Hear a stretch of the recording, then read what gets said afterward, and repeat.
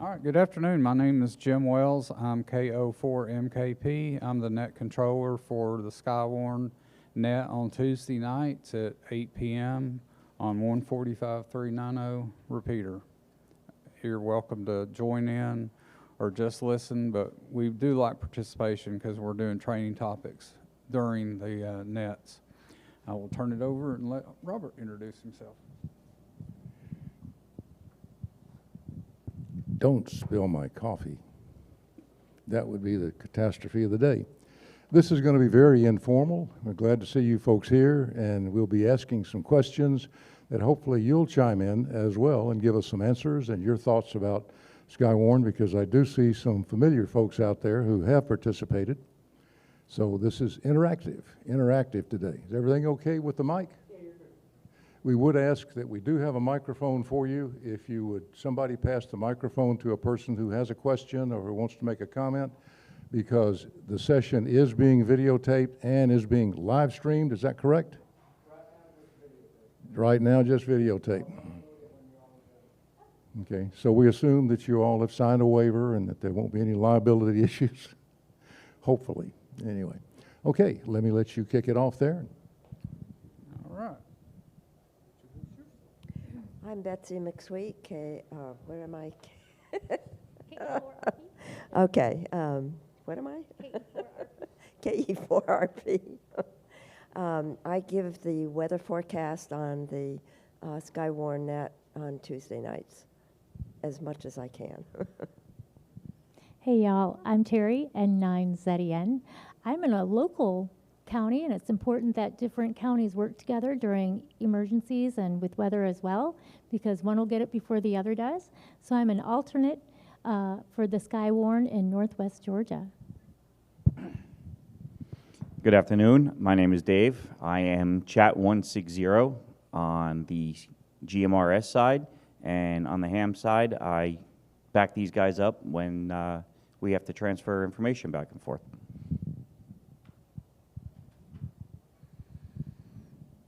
And I'm also part of GMRS. My call sign's WRKK629. I'm Chattanooga 84 on the North Georgia GMRS group. And I think Robert's got one too. GMRS W4, WQVT 523, Chat 61. And can everybody hear? Is this coming out? I mean, the ladies are very soft. Y'all hear them too? Okay, great. And I don't think I told you who I was. I'm Robert, W4SET, and I typically work up some of the training programs and present them on the air on Tuesday nights. Okay, before we get started, is there any questions out there? Because this is just interactive. We're really here to answer questions that you guys have. We can tell you what Skywarn is. We're not storm chasers, so a lot of people think we are. We're not. It's what, when, how, where. It's reporting weather information. There are some guidelines. They only, 50-mile-an-hour winds are better. Not it's lightning, or not it's thunder. Hail, quarter size or bigger. The whole Skywarn, it's laid out, and there's a training session held by the Morristown group in February at Memorial Hospital.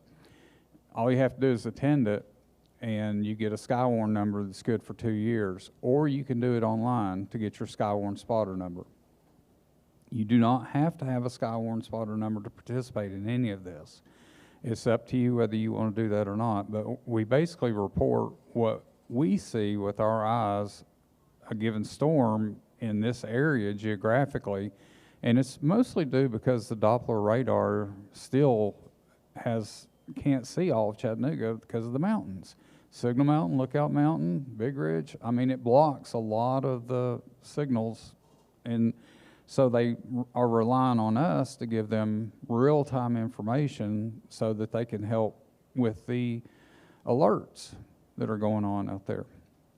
So I'll shut up again now. If anybody has a question, come up and grab the microphone so it's recorded, and we'll be happy to take a shot at it. Nobody? All right, this is going to be tough. Let's terrify these people. Call them somebody. Ask them a question. and point. William. He gets up and leaves. Just leave. All right. So I actually had a question, but I was going to let anybody else get theirs in because mine's probably a little more in depth. So I did the online spotter training. I'm assuming that's basically the same as the basic training as part of it is, right? It's actually more. It's more. Okay. Does it? Okay. So as part of Aries and our training material, one of the levels we're supposed to do an advanced class. As far as I could tell, either that's not online, or is that part of the online course, or is that something else we have to take separately? Is that an in-person thing? It seems kind of the online or the advanced course is kind of in this weird nebulous, I don't know where it is place if you look online.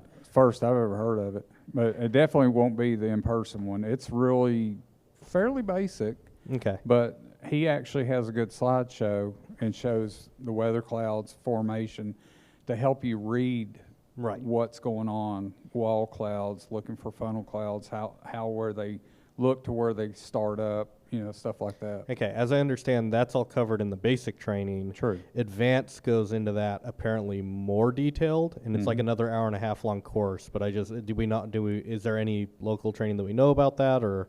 Okay, so I'll have to do None more. local. It's online though, and I know what you're talking about. The Skywarn is just the beginning. Right. There are many, many levels that you can go to for weather training in that website that Skywarn's embedded in. So there's a lot of stuff there. Okay, so I'll just have to dig and figure out how that applies to Aries and maybe ask Dwayne about that. Okay. Yeah, we're not ready to go to advanced level. We're still trying to learn how to walk. That's fair. So it is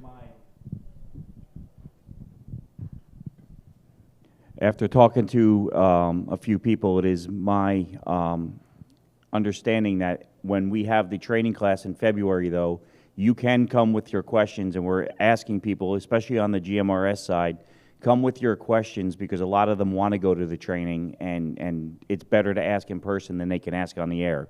So if you come with your questions there, they will be able to answer them and go into a little more detail at the training in February.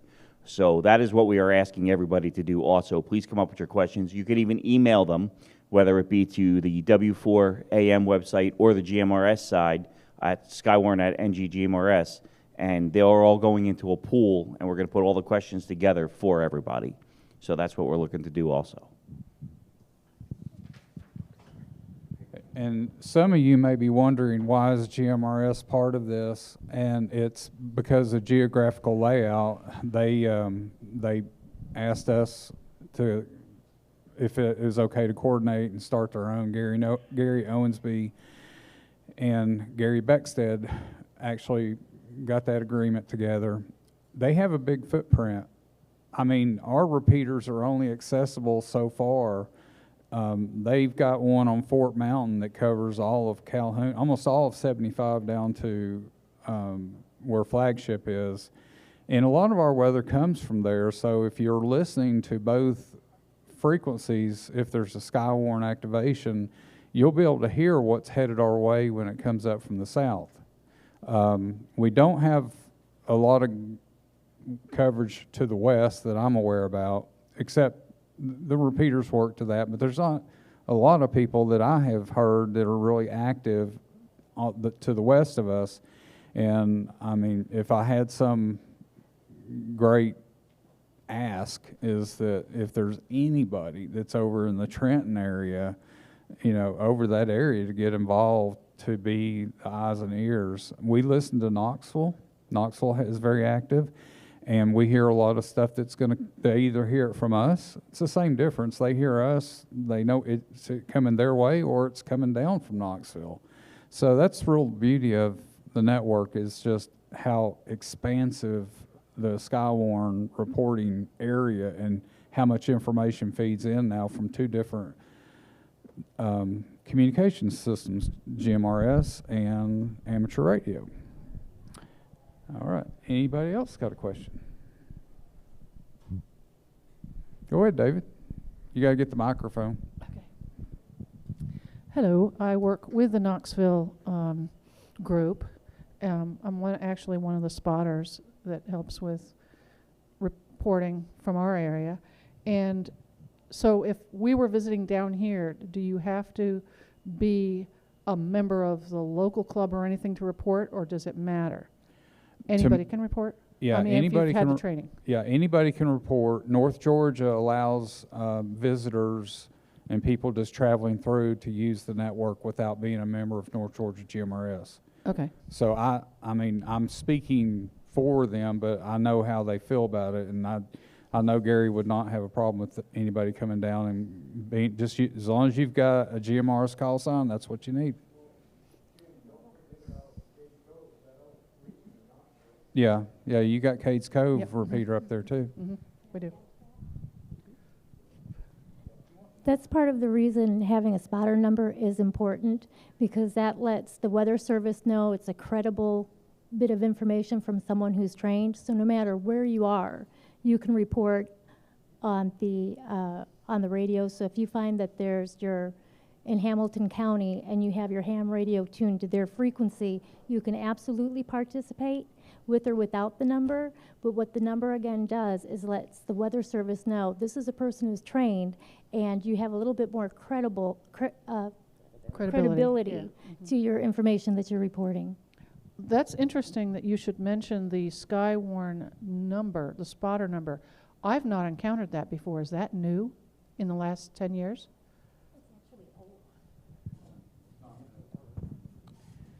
So the spotter numbers are an old technology that they have and they've been using, and they actually have a full database that you can go in and look at on the Weather Service for the Skywarn numbers. Okay. The only state that I am aware of right now that does not issue a Skywarn number is Georgia.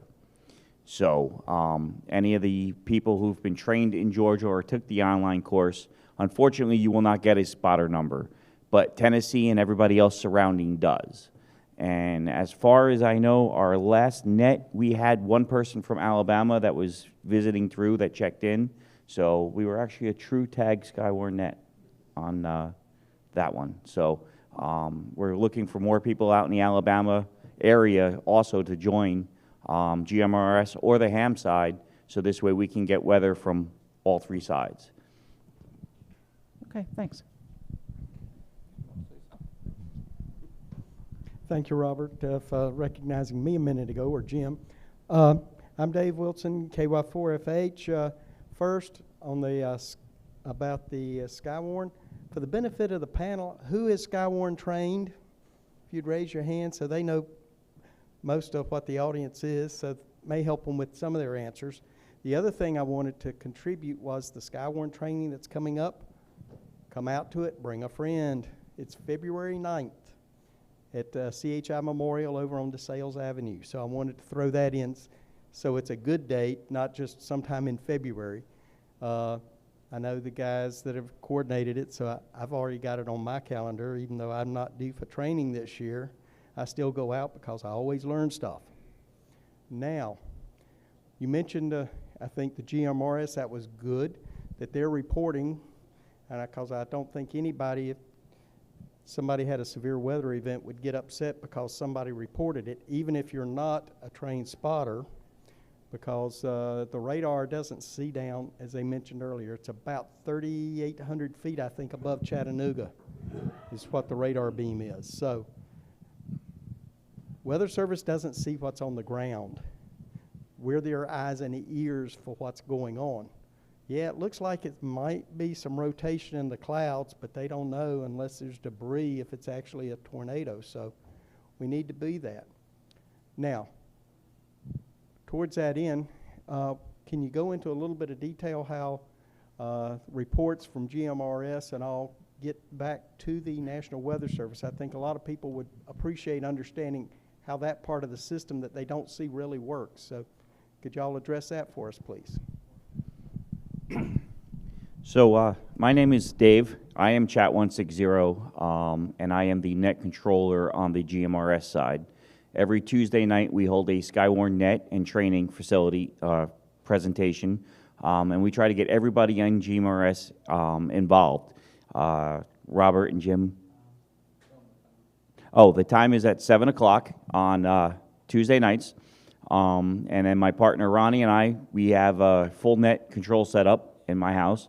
And what we will do is if we get activated, we break out the laptops and we will also send the information to the ham side if we're getting it and they're not. Or we take the information and we will upload it to Morristown or Peachtree City. And we will decipher through, and we ask people that if you're seeing something, you know, you tell us, let us know what you're seeing, and then we'll take the information from there and upload it through the website to them, and we will pass the information along to the ham guys also, or I can jump onto the ham radio side, being I have both licenses, and pass the information along if they have not received it already or heard it from our side, because they are dealing with the 2 radios that they have. So that's how we do it on the GMRS side. Yeah, our reports go to Mark, but I can't remember Mark's last name. Mark Rose. Yeah, Mark Rose is the actual coordinator for Skywarn in this area, and he's always present, and he's the one that gets the reports and goes up to the Skywarn. But what you also learn is you, with a spotter number, you can report your own. I mean, it's a website form that you fill out. That's how they want it. They don't want an email or a phone call. It's too much to go through. That form, they read that. So any spotter can actually go fill that out if they see an event, or if they just want to share it with the group. If the Skywarn's activated, you know, Mark's reporting it back in, and then Gary Owensby is the kind of the liaison between both amateur and GMRS. Do you have something to add? Question for you. Why do we need net control if they can report on their own with a form? Why is it necessary for you and David to bring up a net? Well, I mean, we do the net for training purposes mainly. If there's a weather event and Mark says that the spotter network is activated, we basically start up a net for everybody to report in what they're seeing, what they're hearing, so that we can get a cumulative amount of data to give back to Morristown.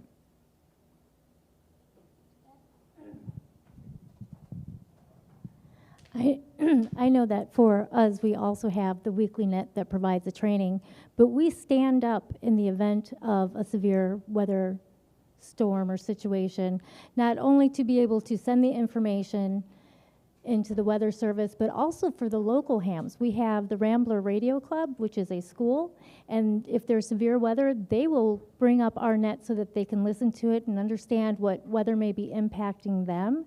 We also have other ham radio operators that are out in their fields on their farms working, and they have their radio. They may not be aware of the storm systems unless they hear the net activated, and the local hams are sharing that information so they know what's coming.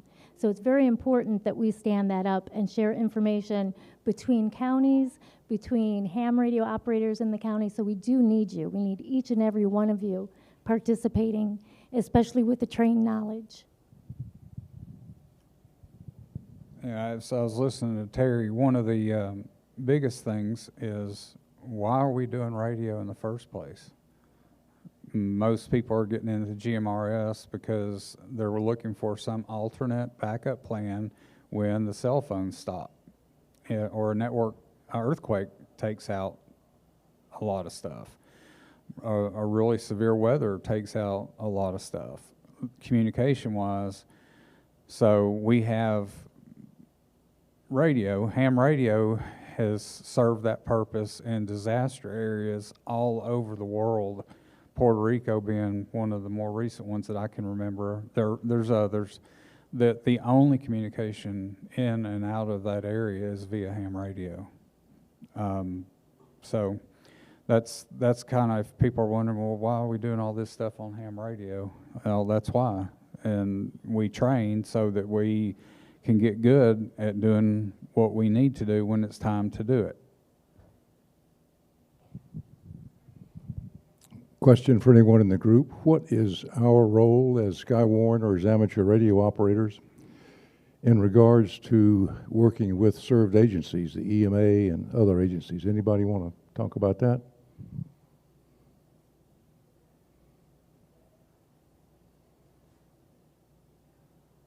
Jim has just mentioned that might have an earthquake. She says speed it up. Okay. Oh, No, I'm saying, I hear the gears turning in everybody's head. okay. We're in the earthquake zone. Yeah, and I don't want to get into the earthquake part right now particularly, but that's some training that we'll be working on in the next few months, because the earthquake training is essentially, and the reporting is essentially basically like Skywarn. It's just that we won't be sending the reports to MRX up in Morristown. We'll be sending it to the U.S. Geological Survey. So be very, very similar, be very interesting, I think. Hopefully we can get somebody to come and speak to us in the same way that Morristown comes down and speaks about weather. But back to the question is, what's the relationship between us and served agencies?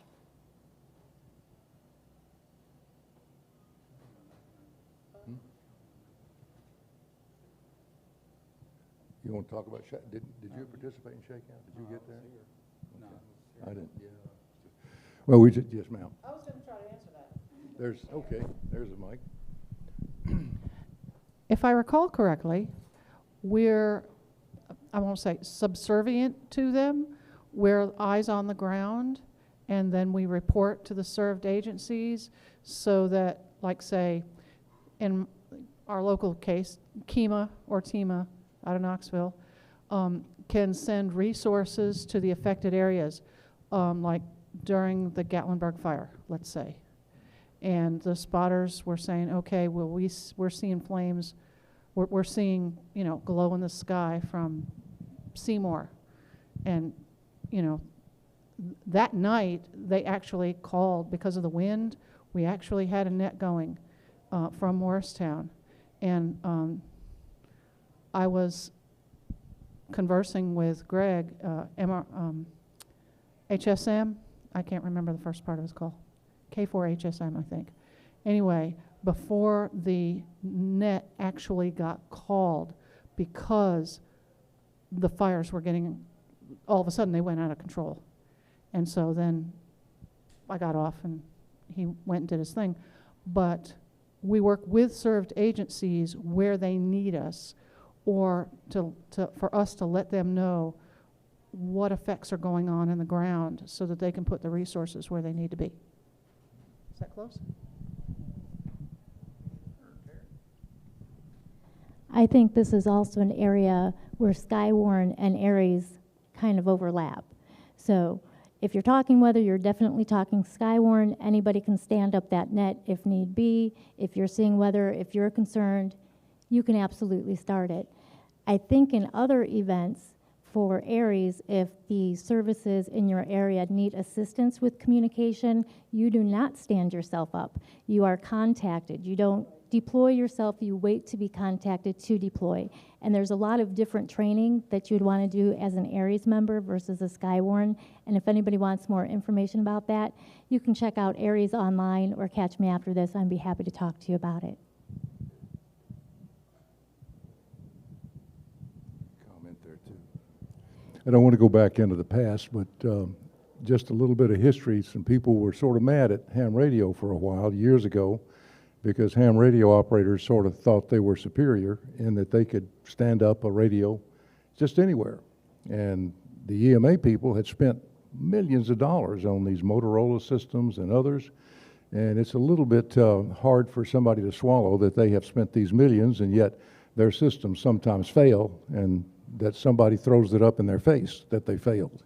So we're there to assist at their request, as Terry said, and it is an assistance when they ask, and we're not superior to them. We're just there to assist them because they are the trained professionals. They just may occasionally need some assistance. And I can give you a real world example. Were any of you involved in the tornadoes? I know Roland was, he's back there. I think that's Roland, isn't it? Roland, is that you? Yeah, okay, that's Roland. Tornadoes, Easter Sunday, April 2020. Anybody involved in those tornadoes? Okay. That was a Sunday. That was a Sunday. And starting about 6 o'clock, 7 o'clock, all three of the major networks began bringing in their weather people to track the storm that was apparently coming. And that continued through the evening up until about 10. And then it was apparent it was really going to hit. And that's when amateur radio cranked up in Hamilton County, and we opened an informal net. And that's the start, was the informal net. And that's just a resource finding net. Who's out there, who's listening? It's trying to make people aware that there might be something going on.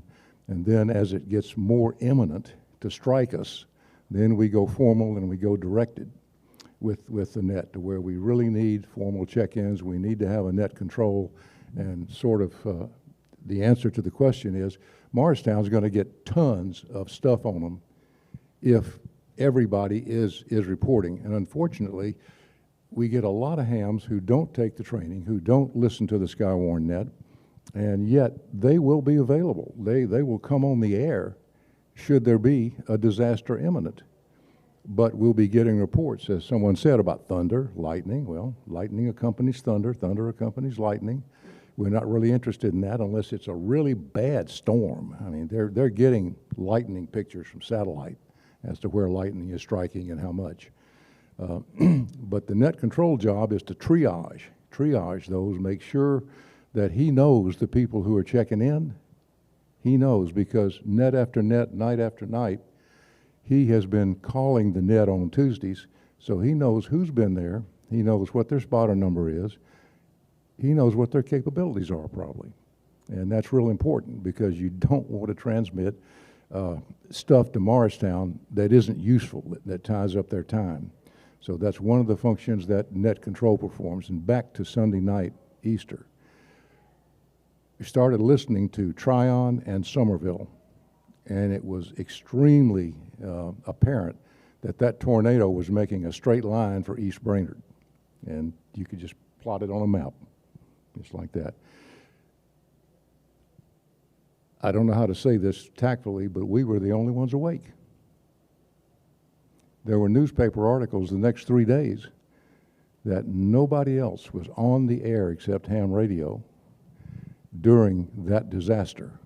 And we were standing up people making reports at that time. So that's why we're needed to be out there. That's why we need a net control, somebody to take care of it. Any other comments somebody want to make? David?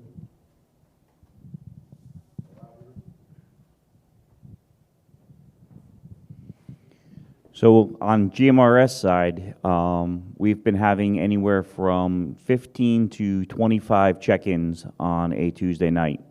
And when we do our nets, we're doing a training net to educate the people, and we've picked different topics from everywhere from fires to ice storms to flooding.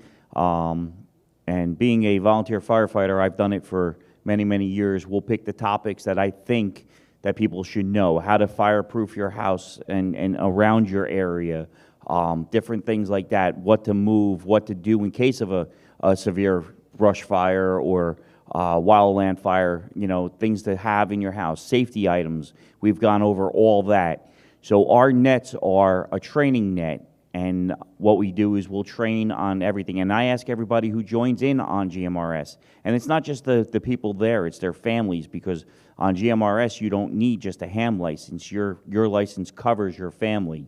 So we have multiple people in different locations that'll give us their information, and then we take all that and we will relay what we need to from the information we get. Now, when we're activated, we're obviously looking for people who are seeing the storms and where they're at. We'll start the net. They can check into their net, into the net that we're having, and then if they have nothing to report, they sign in. I have nothing to report at this time. They stand back. And anybody that has something to report, they'll go in there, say their TAC number. We ask the same 3 words, who, what, and where, and then they give us their information, and we'll take that and put it where it has to go. And the reason we want to have a net control on the GMRS side is because we have a lot of people on our network.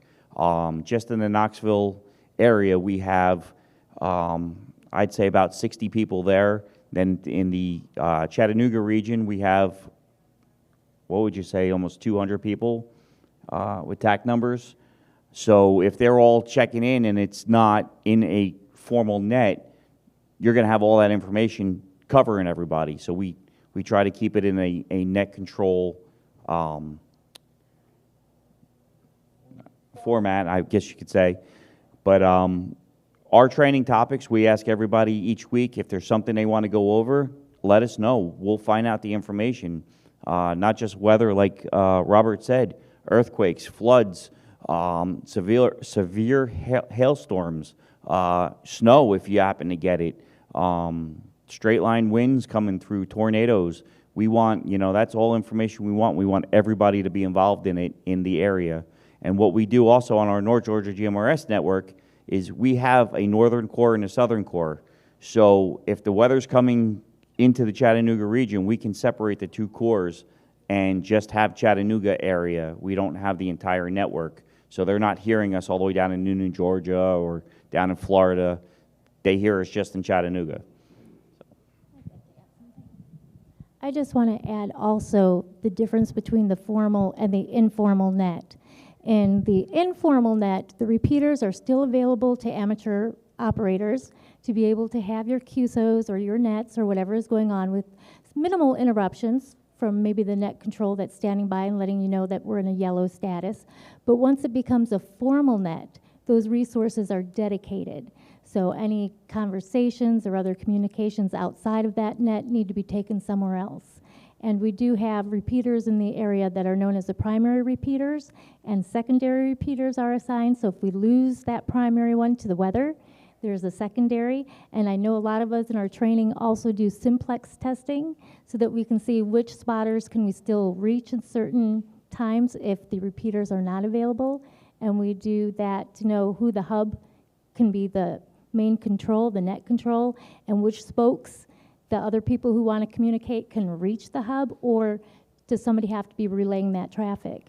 So the formal and the informal is just how dedicated those resources become to controlling that net.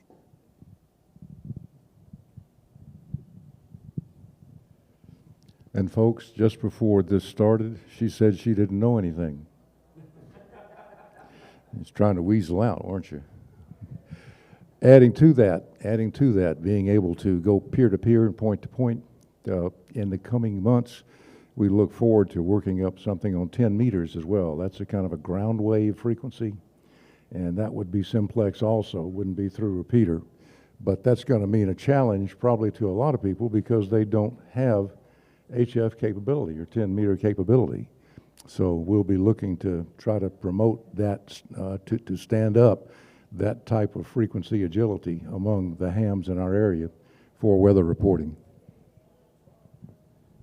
And for those that aren't aware, the technician license gives you access to the 10-meter band, and whatever we do will be in the range that a technician license can operate in.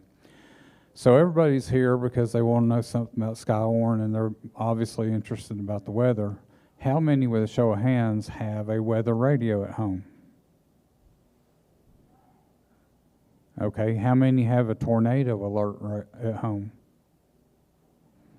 Okay, if you, I'm just doing this because I know, Chat Radio out here sells both of them. If you just want to pick one up, they've got them. Brazen commercial. Yeah, brazen. I wasn't asked to do it, I just did that on my own. But because I mean, I've done several nets where we just cover the basics. What do you have to help you get alerted to radio? What weather, what apps do you have on your phone? A good one is called Lightning, and it tells you what lightning strikes are next. How about weather stations? Anybody out there got a weather station? Yep. I got a new one recently. It actually tells me about lightning too. I recently got hit by lightning, took out a lot of my equipment, unfortunately. So, yeah, I got that. I'm grounded. You can't survive a direct hit. It blew out right through a piece of coax. I know which antenna it either came in on or went out of. I don't know. I mean, it got computer stuff. It got network. It got all the EPB stuff. It got everything. So, it doesn't. No, it doesn't discriminate at all. Has any of this generated any questions? Are we covering what you're interested in. So I got one because we're talking HF and the earthquake training. Does Skywarn do anything over WinLink? Or has there been any consideration to do any Skywarn reporting or information over WinLink? Because we do that for like the earthquakes and hospitals and all that other stuff. Yeah. So for the Northwest Georgia area, which is where I am, we do have WinLink. So we do WinLink tests on, usually it's WinLink Wednesday, and we do that in advance of a situation so that we know who can communicate that way. I don't think that's broadly being done, but it is starting to roll out as more people are starting to unplug their antennas in events, and we still want to have a way to operate. So you may see more of that. All right. Yeah, it was more because like we have specific forms that we fill out for certain things. Is there one for Skywarn, or does Skywarn not operate on WinLink whatsoever currently? I mean, to just what I know so far, no. Okay. But is that a possibility? Maybe. But their issue in Morristown is trying to discern and go through a lot of information. Right. And they don't really want emails or phone calls because they want to use that reporting form that they have. Somehow it disseminates, and it's, 1 point. Okay. Because WinLink does that too. So like, Yeah. I don't know if you did the earthquake training, but they give you a form. It creates a form that sends out. So I was like, oh, that's kind of perfect for what they want. But I don't know if they were leveraging that at all. So if they're not, then they're not. Okay, just curious. It'd be worth a phone call.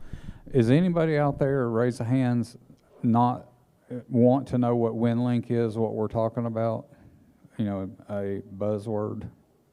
Does everybody know what WinLink is? Okay, for anybody that didn't want to raise their hand, it's basically a way to send email messages in very small attachments via the radio. And you can also do it across the internet, but the whole idea is to use the radio to transmit the message. And it gets sent to servers all over. WinLink, it's a big network of servers that support it, and a lot of the ARES and emergency groups use WinLink, for communications.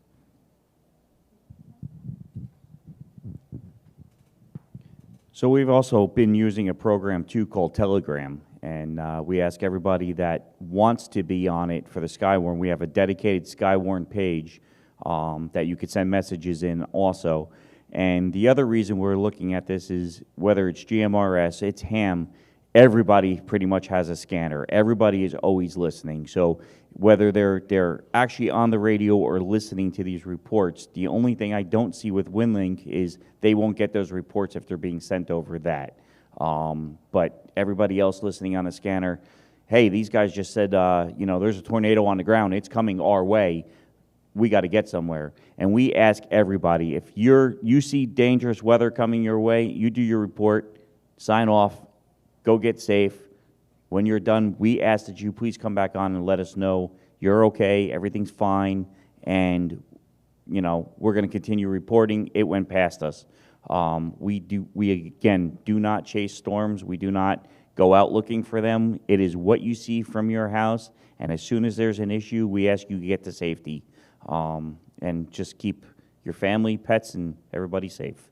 So that's my add to that.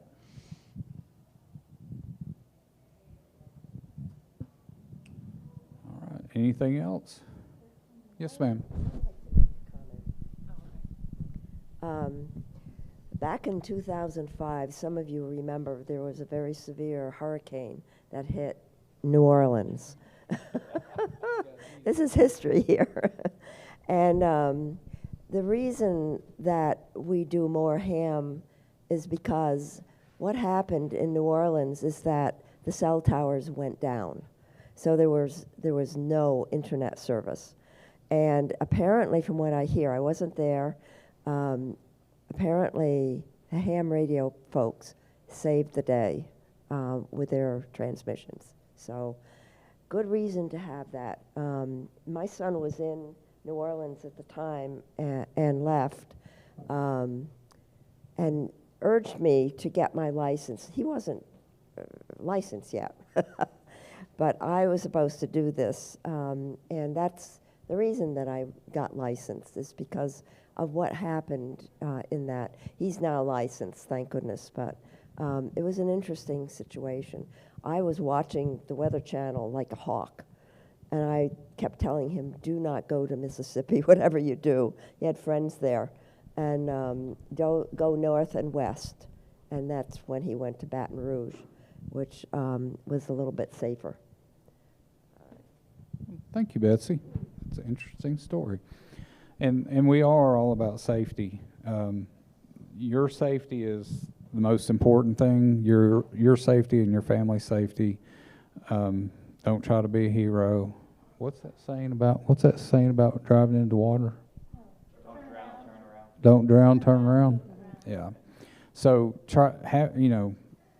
if you just feel like you just have to do a report and there's really bad weather around you, you're better off getting into your safe place in your house than you are on the radio, because it's just not worth it, And it's, everybody's lived here. I've lived here all my life. Sometimes we get storms that just nail us hard out of nowhere, and they just pop up. I mean, we had one in Middle Valley, I don't know, 2 months ago, and it just came out of nowhere, and it was violent. It was really violent. Okay, any more questions? Yes, ma'am. I want to put a shameless plug in for K4REF. Rick Frost has created a series of WinLink instructional videos. And K4REF on YouTube. And he goes through the whole, it's about 8 videos, I think, that he has, 7 or 8 videos. And he goes from soup to nuts on what is WinLink, how to use it, how to set it up on your computer, etc. And they seem a little dated, but the basic information is exactly the same. They've made some minor improvements, but the basis is the same, and it still works. So Yep. There you go. We all just learned something. I just learned something. So thank you. Anybody else got any last comments?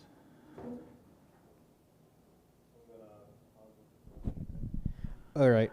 This kind of came up because Betsy brought up the hurricane. So when there's hurricanes like down in Florida, there's typically like a hurricane watch net that we have on HF. Is there anything up here similar for us for weather coming southwest of us that I've never heard about? Or is everything just VHF, UHF, short range for us up here? To my knowledge, Skywarn is that, and it's on UHF. Right. Or VHF, not UHF. It's on VHF. Thank you, Will. All right. I guess that's going to conclude our forum for today. Thank you, everybody, for coming and being involved and asking questions and listening to us blabber up here. I hope everybody has a great rest of your day.